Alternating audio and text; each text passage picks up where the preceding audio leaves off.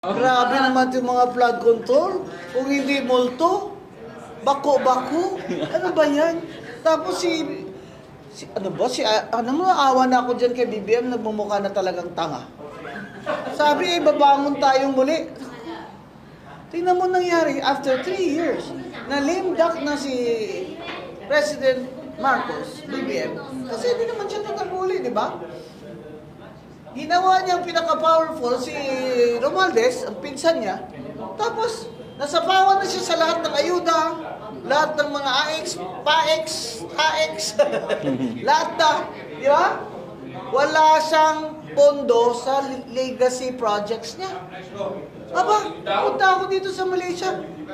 Bongga ang mga monorail, kahit luma na, maandar ng tama, etc. Walang baha. Walang baha. Sinod nila yung baha years ago. Anong nagawa ni BBM in 3 years? Kung ako sa'yo, BBM, patalsikin ko na yung pinsan ko dyan. Speaker of the House, yan ang pasigulo ng lahat ng mga problema mo, Mr. President.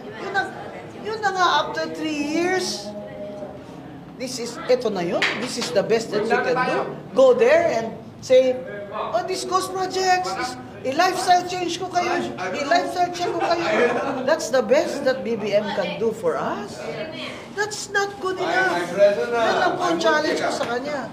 Tanggalin niya lahat ng mga corrupt yan sa gobyerno. Maglagay siya ng anti-corruption commission kagaya ng ginawa ng Indonesia. That worked. At para naman sa World Index ng most corrupt countries in Asia, ay hindi naman tayo yung number 2.